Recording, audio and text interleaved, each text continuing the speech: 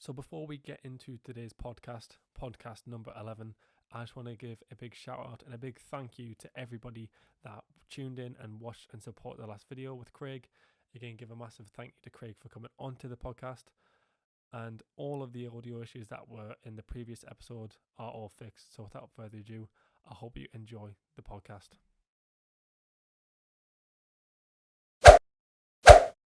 Hello everyone and welcome back to the Football Zone, and I was just an intro on the new camera angle. I'm testing my limits to see if I can edit videos properly and make it more interesting for you guys. Merry Christmas. Merry Chrysler. Merry Chrysler. Merry Chrysler. We thought we'd spruce the setup a little bit to match the theme of Christmas. But obviously this is the podcast after we've had Craig on. Yeah. Audio clearly sounds better now. My apologies yet again on the audio for the last video, but we're hoping it sounds better. For Christmas, for Chrysler, I'm getting a new computer anyway, so it's fine. After the next 3 videos, depending on how Christmas goes.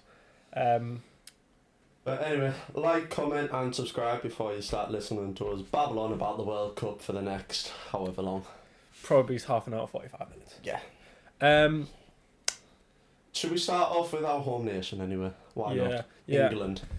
Not very happy with England. Let's just be honest. Yes, we've won 2 games, but realistically... We've won 2, drew 1 in the opening 3 games of the group stages. Mm-hmm. Why are you not happy? Because, have you seen the opposition we've played against? I have, yeah. Iran are decent, you know. Are they? Somehow they've clearly They've clearly bought themselves into the top 20. And so Wales, I don't understand how they're in the top 20. I don't understand how those two are just genuinely, I don't really understand how they're in the top 20. FIFA rankings are off though because Belgium was second going into the World Cup. Belgium on second. It was Brazil, Belgium, Argentina, France, us were the top 5 going into the World Cup, something like that. Belgium certainly aren't that, considering it looks like they're gonna realistically it should be in and around there. It should be the last World Cup winners should be in and around there. The Euros, Copa America, AFCON, Copa America, and previous World Cup winners should be in the top 5. In teams that are on like an unbelievable run rolling like into Italy were, like Argentina with 36 games unbeaten, all that sort of stuff. That should all be taken into an account before doing your rankings. Because thinking you've got Kevin De Bruyne, obviously going, they've got a great team. We got the Euros final, obviously got beat off Italy, who didn't qualify. But yeah, we were on crap form leading up to the World Cup. And again, I was about to say we're in awful form leading up to the World Cup. We've just got relegated from the Nations League, haven't we? Yeah, well, what was it like? We went 6 games without a win or something like that. And then also around about 500 minutes without a goal. Or we won 3 in 12, something like that, I can't remember. But realistically, with the calibre of players that we had, we should have been absolutely breezing past every opposition that we had. Well, let's be honest, our England squad, if you go player by player, is one of the best teams in the world. Genuinely. Who's currently the best team in the world, in your opinion? For me, I can't say it's Argentina purely because of how they played against Saudi Arabia, and I think Argentina have the best mentality, and I think coming into the knockout stages, that's where we're going to see Argentina. They've played better in the past 2 games, yes, but I've got to say they sometimes look like they lack a bit of strength and a little bit of creativity at times. Even though they've got the most creative player in the world on the team. I think Argentina are very much a second half team when they're under pressure. Yeah. Like, obviously, they got beat. Everyone expected them to waltz in the Saudi game and beat them. They had no pressure on them in that game. They got beat. All of a sudden, the next 2 games, we need to win. Yeah. They were 0-0 half-time, finished 2-0.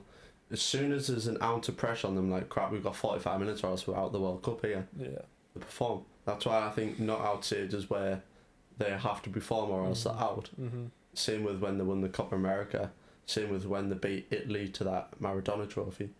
As soon as an ounce of pressure on them, that's when they excel. That's when they perform at their highest level. Yeah, but who's the best team in the world then? So it's not Argentina. I'd say Brazil. Brazil, alright. Okay. Brazil or France. So if you were to take Brazil's current side, would you take Richarlison or Harry Kane as your striker? In this current World Cup, Richarlison. Well, no, just in general. Are you taking Kane or Richarlison? Is it number 9 striker? Majority of people would say Kane, but I can see why it's a debate because at this current time, we're going to go on to Kane in a minute. Yeah, but okay, I'd take Kane. If you were to go Anthony or Phil Foden. Phil Foden. That one's easy. Who have they got? Saka or Saka or Vinicius or Saka or Rafinha. I'd have to say Vinicius. Yeah. Declan Rice or Fred. Oh, well, that's a bit easy. I don't even have to answer the question. Well, Yeah. but for answering sake, I'd say Rice. Right back, would you go? But the thing is, though, it would be Casemiro or Rice. And yeah, personally, at this tournament, when we're not looking in the future or anything like that, and it's just about now, yeah, you'd have to say Casemiro. But if you go kind of player for player throughout the squad, I think England's squad would prevail over the current Brazil squad. Mm-hmm. But yet, the current Brazil squad are the apparent best in the world team, and we are struggling. I think we're massively struggling. I mean, if you looked in that Wales game, it was just like, I don't know why he picked Henderson. Like maybe it's just to save some of the players. Fair enough. Give Mason Mount the rest, even though Mason Mount was the one that should have been taken out of the squad just because of his poor performances and replaced by James Maddison. But obviously James Maddison's just came back from an injury. And this is where Conor Gallagher should have played the other day.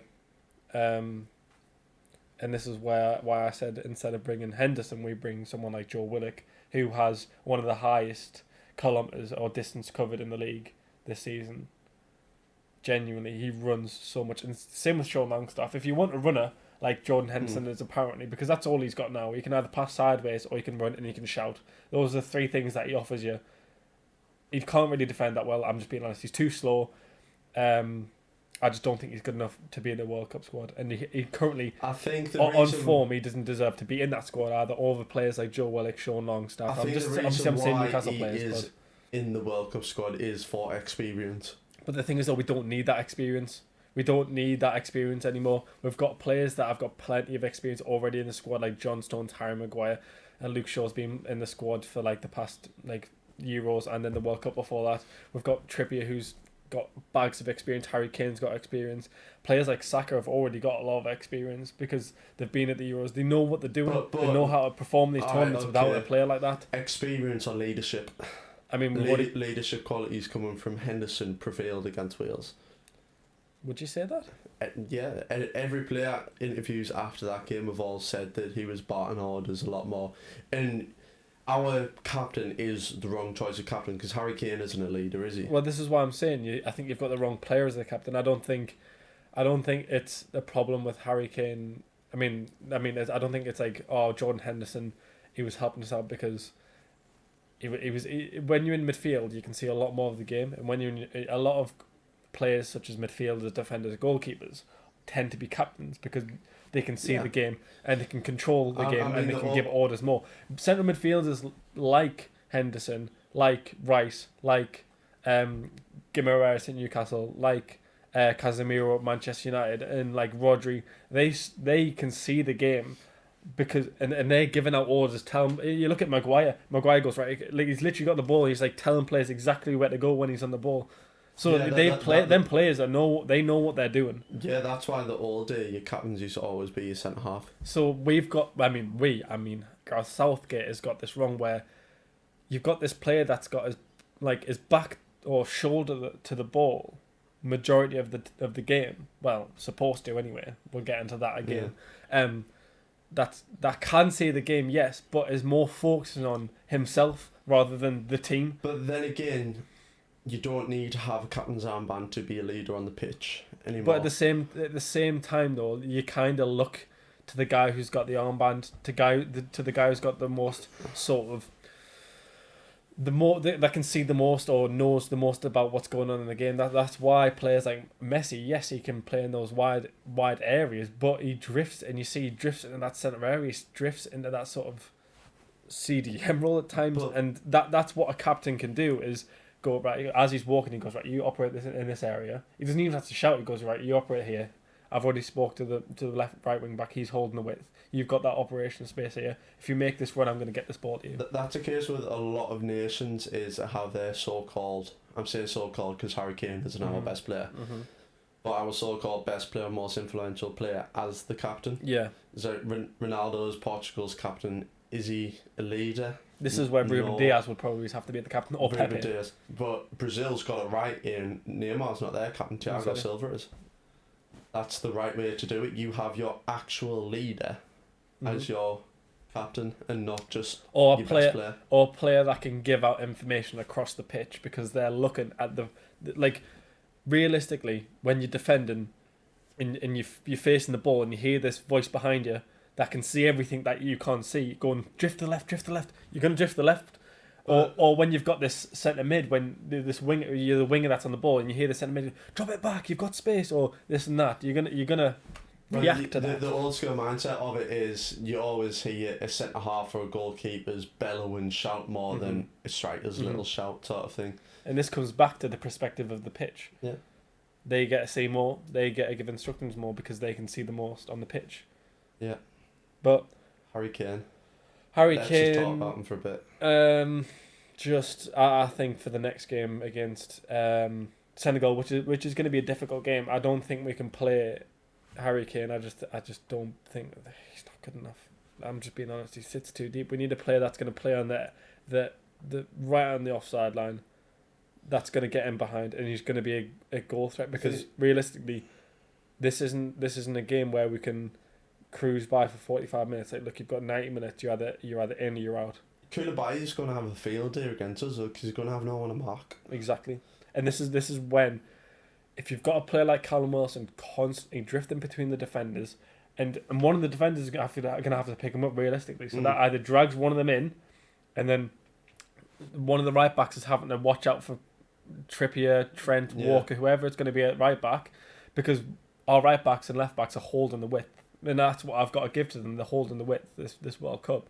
So they're going to have to be aware of them. And then now they've got the situation where you've also going to have a player like Marcus Rashford or Saka, who's been prolific so far in this World Cup. I'm just going to be honest. He doesn't need to be drifting into the places he is, because when he drops back into midfield, then he's hogging the space of Bellingham, Rice, or Henderson, whoever's in there. If he drifts out wide, you see it when he drifts out wide right. Saka or Walker and everyone who's there are just like, why are you here? Because then he picks up the ball, you're looking into the middle, into where your striker should be, and there's no one there anymore, and then you're waiting for Bellingham to make a darting box-to-box run in order to do something.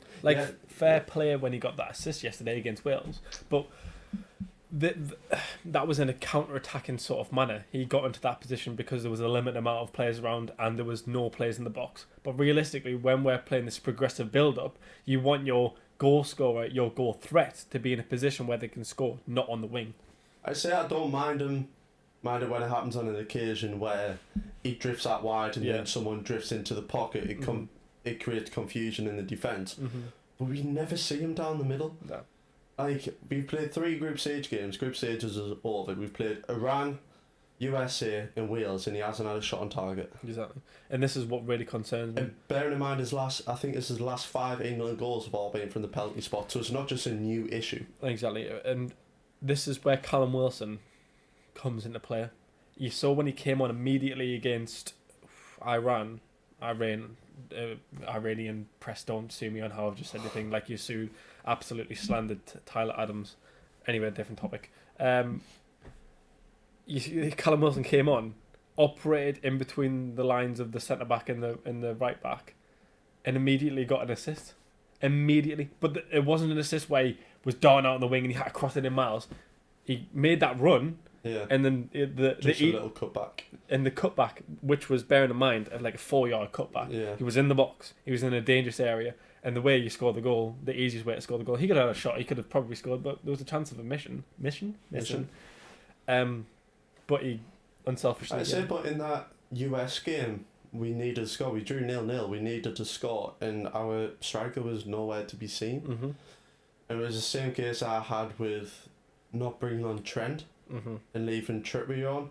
To me, Trippier, like, I'm going to say it, has struggled in the first 2 games of the World Cup, the 2 games he has played. He didn't play well against Iran. I think he did. No, he didn't. He didn't play well against Iran, and he played rubbish against USA, No, and he played 90 minutes against the US. I think he played alright against Iran. I thought him and Saka worked really well. He made a few mistakes against Iran. Yeah, but let's be honest, Rashford had made an absolute abundance of mistakes against Thingy last night. Henderson made millions of mistakes the other night in midfield, and Harry Kane's never done a thing right apart from the assist that he got against Iran and.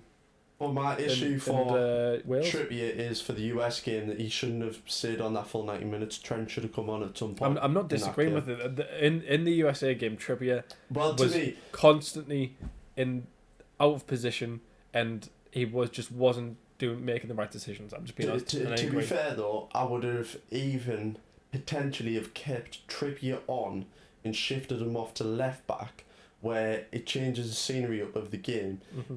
And he can just use cutting in from the left on his right to be putting balls in the boxes and making switches of play.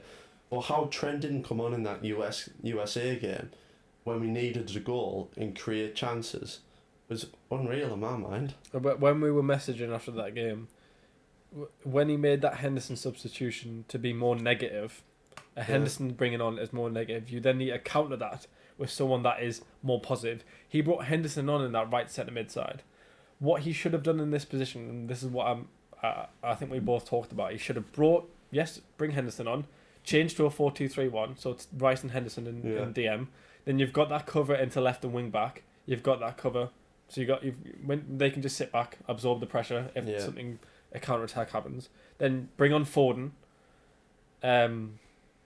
What positions have we got here? So you've just took off. You bring Trent on. You bring. I would have brought on Grealish. Grealish has played well in the games it's come on for. I think Grealish always performs well though. Yeah. Because you would have to bring Bellingham. He brought Bellingham off. You should have brought Mount off as well. Was it Mount that played that game as well? Yeah. So you should have brought Mount and Bellingham off. Foden should have went in cam. Henderson DM with Rice. Yeah. Left wing Grealish. Right back Trent, and then have Trippier on the left back, or just even keep Shaw on. I say we've done well, and yes, we've qualified. And also brought Callum Wilson on as well. Yeah, we've qualified and got through to the next stages, which is the most important thing. So we still find it frustrating on. Like, the thing that I'm most concerned about is the potential of missing out on another golden generation of footballers like we have previously. That's my biggest fear, is losing out on this chance to win. Because realistically, with the squad we could dominate for 10 years. The next 2 World Cups, anyway. With the next 2 World Cups, so there's. But this is why you should have brought Fekir tomorrow, and that's another mistake that we're not going to go into again. Yeah, but that's even when you should have brought. As my striker order for this World Cup will change with Harry Kane, but Harry Kane, Abraham, Tony and Wilson was my order for them, because to me, as what I said to you the other day, was I don't think Wilson had played enough and shown enough compared to the 2 that I put ahead of him. But right now, if I'm taking a striker, Harry Kane doesn't play up front these days. No. But personally, I don't understand how Tammy Abraham hadn't gone. Yeah. When you're looking towards the future and you've got these players such as Tomori and Abraham that were apparently out of form going into the World Cup, which is absolutely. Bearing in mind, Tammy Abraham's one of the second best striker in Serie A, only behind Osimhen, and then Tomori's the best centre half. But they also bring in Maguire, who's in the worst rut of form in his career. You bring in Conor Cody, who's in a relegation scrap with Everton, and you bring in Dyer, who, let's be honest, he's playing at a 5-back, and he's being protected by Romero. But Dyer is Dyer. Exactly. And if you're bringing those type of players, and Mason Mount, no offence, he's having an awful season. Chelsea are.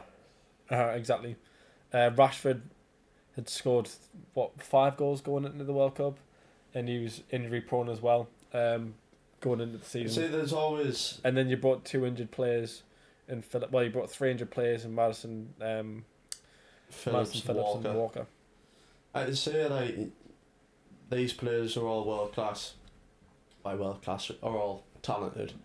I would say world class. And you've got to pick them. But it's a case of the players that are missing out. For it is crazy. Mm-hmm. Like Maguire's played really well in the first 3 games. I've got to give it to him. Mm-hmm. But do I still believe it was the wrong decision starting him? Yes. What, you think starting Maguire was the wrong decision? Yeah. Why? Because of his form leading up to the World Cup. But I don't his care. performance in the World Cup. Yeah, but I'm saying, like, before it, for Man U, was poor. Yeah. And I still believe it was the wrong decision for the team, starting him straight away, because Ben White's been on the form of his life last season, in the first half of this season. Mm-hmm. Imagine how he feels not getting in the squad ahead of Maguire, who can't get in the Man U side. Yeah. Yes, granted that he's played well, but everyone always seems to flick a switch when they play for England. Yeah. Like, but is that not a good thing though? Because realistically, if he's playing well for us, you've just got to commend it. Yeah, I mean, you can say that with Pickford as well. Everyone always says Pickford struggles for Everton, but I think Pickford only struggles for Everton because of the players around him. Yeah. Because Pickford single-handedly saved them from relegation last season. Yeah, without a doubt. Why, him and Richarlison? Yeah. And DCL when he wasn't injured. DCL didn't score many goals last season when he came back. Yeah. I just don't. Well, I think he affected the performance a lot better. If you bring a player like him in, I think the morale was boosted when exactly. he came back, Realistically, the morale. But apparently Everton are in some sticky financial situations. Have they not been for the past 3 seasons? Yeah, but obviously because they spent all that money, now they're starting to have a look at where that money's come from. So it's looking like they're going to get investigated. So they're going to have to sell someone. And they missed a trick in the summer when Chelsea tried to sign Anthony Gordon for £60 million. Yeah. They could have got rid of him then, and they would have been sound. But now, it's not looking that way. But anyway, the rest of the World Cup. Yeah. Morocco and I think you're playing right now. Morocco are currently playing Canada, and Croatia are currently playing Belgium. We have no idea what the scores are right now. Both phones are currently being used to film because of this new camera angle. Who else we got? Obviously, Argentina won quite convincingly last night against Poland. It could have been 6. Yeah, it could quite have been convincingly. So Argentina went through last night. Also, Poland went through.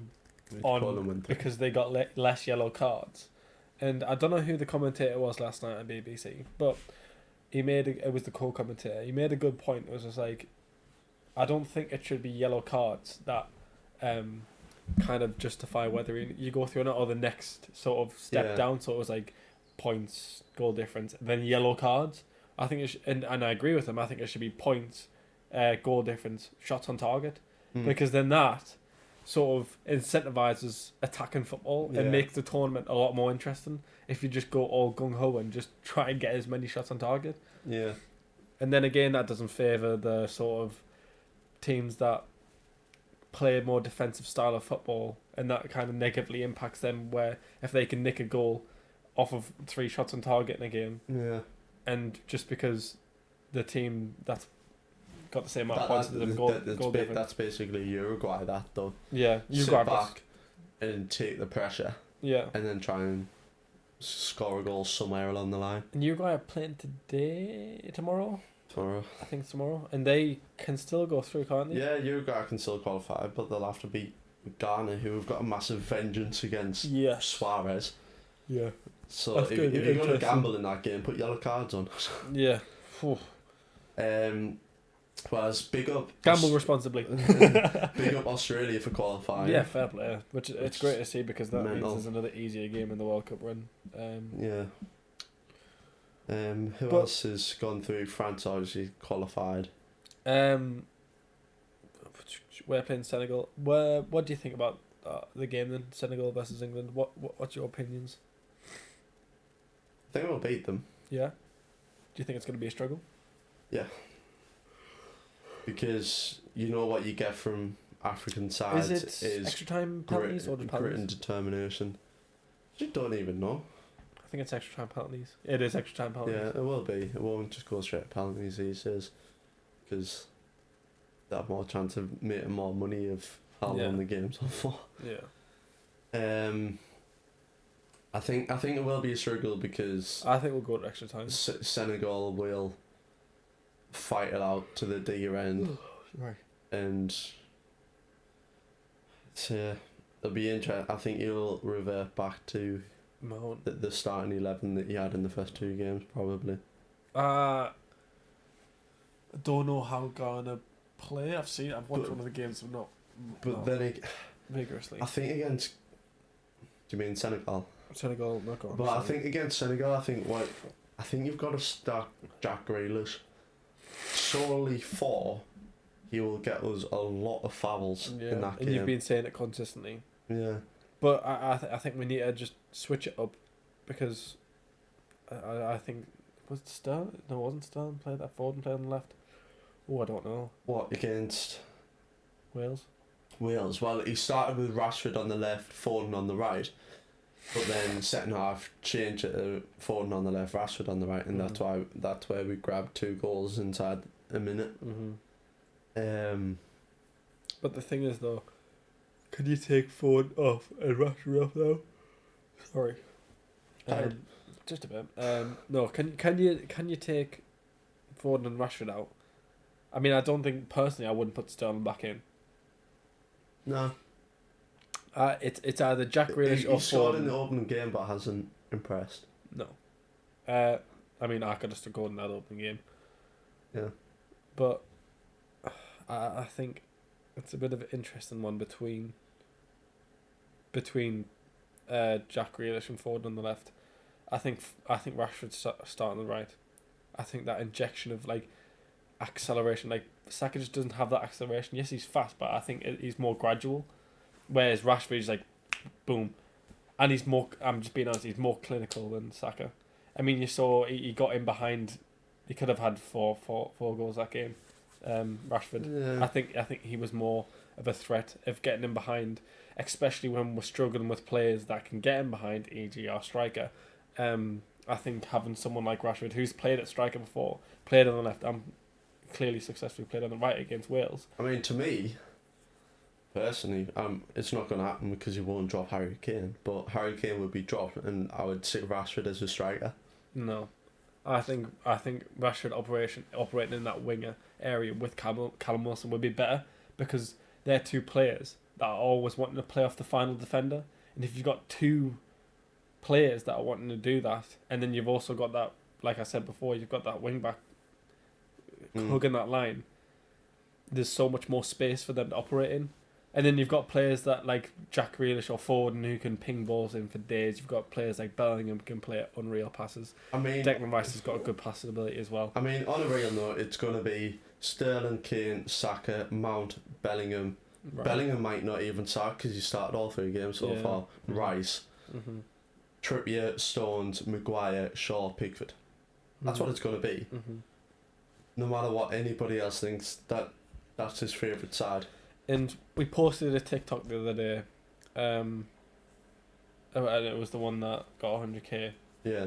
And I was looking through the comments on there, and it was just like, basically it was about like there was a potential that Senegal breached a rule. Obviously I was just reporting on what It happened, and there was a potential that they might either get a fine or could be kicked out of the World Cup. And I basically said, instead of kicking them out, whoever's in third, bring them up and bring them through. And a lot of comments were saying, well, England will get beat by Senegal, and England were scared against Senegal, and I think we have the potential to be absolutely thrashed by Senegal if there's complacency from Gareth Southgate, which there constantly is complacency from Gareth Southgate, and the lack of substitutions that he makes in games when we need to change the system. When we're drawn 0-0 against America, this is where you need to make those substitutions. But when you're beating Iran 6-2, make all them substitutions. but don't be like that. Like, don't be conservative and think, oh, I can't make any substitutions just because it's 0-0.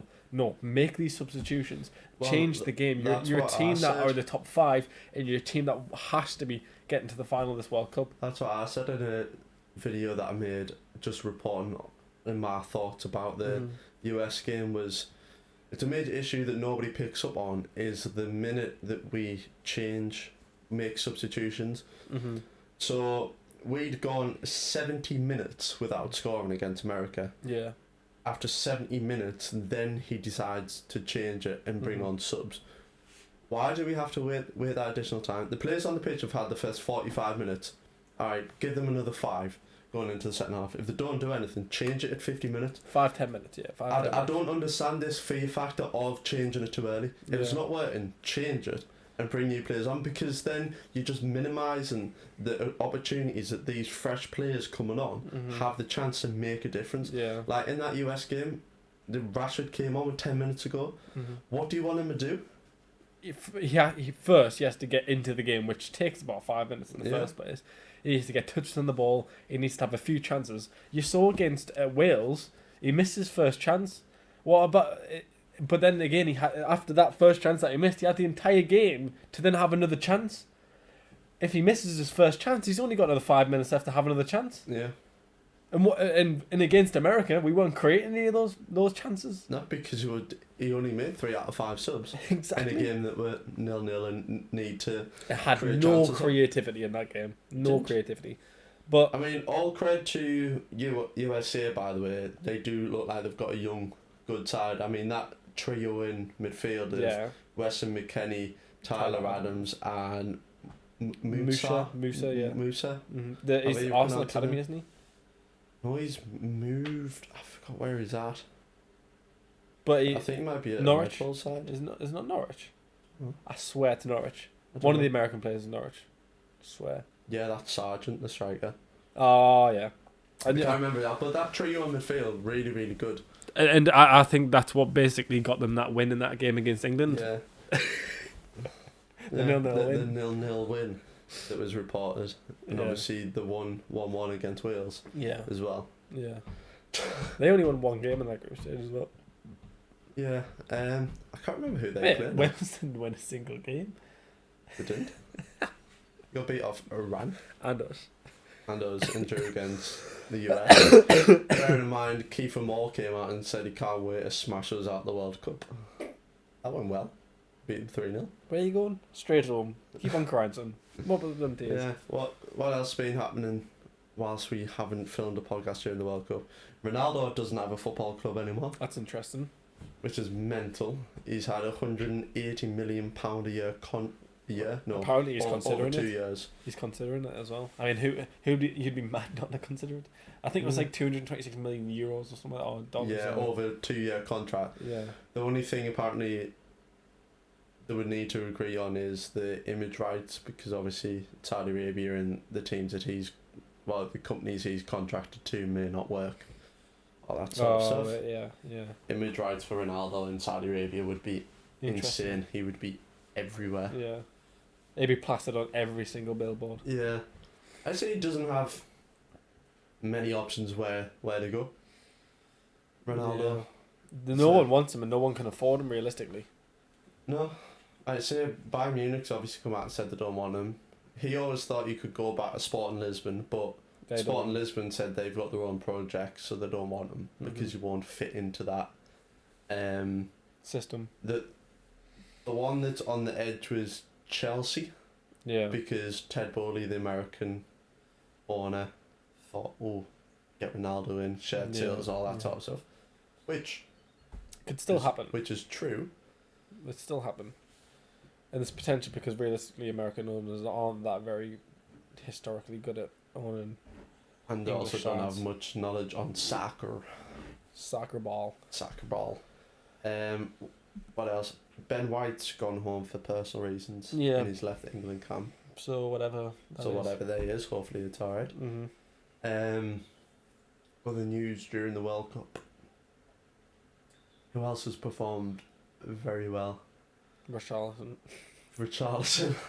Akin Ziyech is having a bit of a revival for Morocco. He scored. We do know it was 1-0 before we started recording the podcast. I enjoy watching the African sides play more than majority of other sides because there's no one standout player with those teams. Yeah. It's all we work together as a team, as a unit to win. Yeah. Whereas with a lot of sides, it's always just like, look for this player, look for that player. Mm-hmm. Big egos, this, that and the other. You don't get that with the African sides. Mm. Other Which is than Onana leaving the Cameroon camp because he didn't want to play the same football as his manager. Yeah, which is fair. Which is fair. What other news have you had? Not much. I mean, there's transfer news, but I can't remember it off the top of my head. I can There's remember. always I transfer can news. remember a few. Arsenal are in for this Ukrainian Neymar named Nikolai Mudryk. £40 million they've offered Shakhtar. Jesus. Um, That Enzo Fernandez who scored that worldie for Argentina. mhm. Obviously he scored that worldie on the greatest stage in football. He's currently got €120 million release clause at Benfica. And Benfica will come out and said, if you want him, you're going to have to pay that. Jesus Christ. So, yeah. Transfer prices. Is that Liverpool obviously- making another 100 million off at Benfica?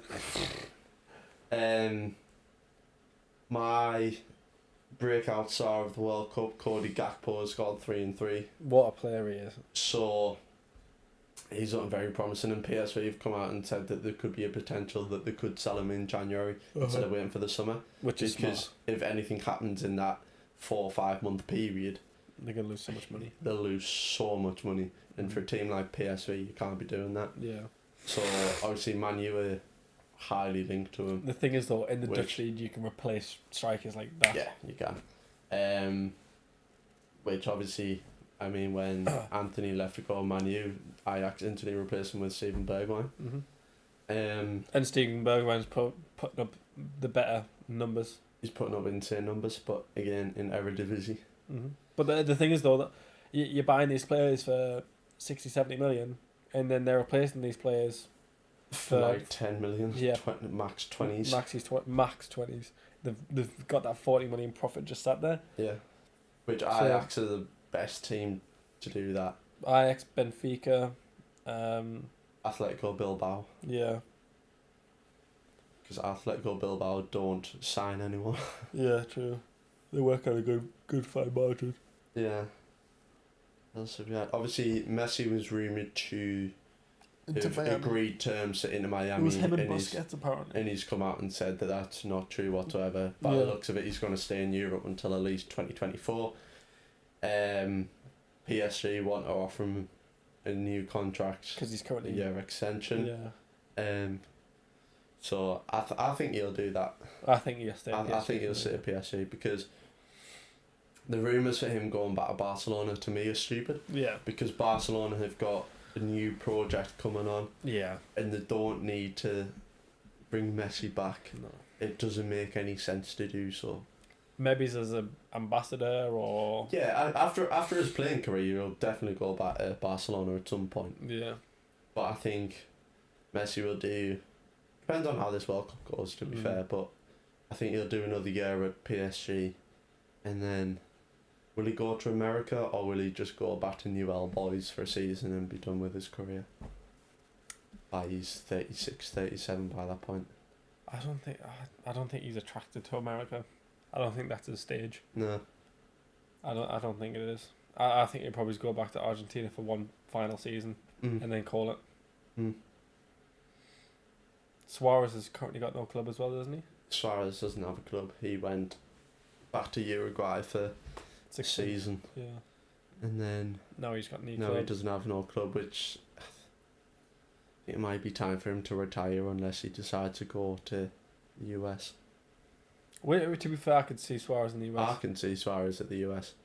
I could see him I could see him in Miami. I can see literally any player going from Europe to Inter Miami, Yeah. to be fair. Because I think Beckham just wants Yeah. anyone with a big name sort of thing. Yeah. He's loaded. Essentially. But I think that about calls today's podcasting. Yeah, it does. Like, comment, and subscribe. Looking at the new camera angle, thank you very much for watching. Please follow our socials. TikTok, Instagram, and we may start posting on Twitter. If I'm just randomly pointing it across there, it's because I haven't figured out how to do multiple camera angles. And I can't get across there. You can only see me. This is basically just for guests coming on in the future. Yeah, so we've obviously had previous podcasts with Craig, which was absolutely amazing. So if you haven't checked it out, check that video out. Mm-hmm. And we have a couple more in the pipeline as well. So we're trying to make it more for when we had basically not delegated, but spoke about how we can make the podcast better for you and stuff like that. So we thought this sort of angle focused on the guest when the guest is speaking, because everyone wants to see exactly what they're saying. So if you focus on the guest, make it look better. Which Craig had a lot to say and it was very interesting. I know, and you should go check that out. 100%. But anyway, thank you very much for watching.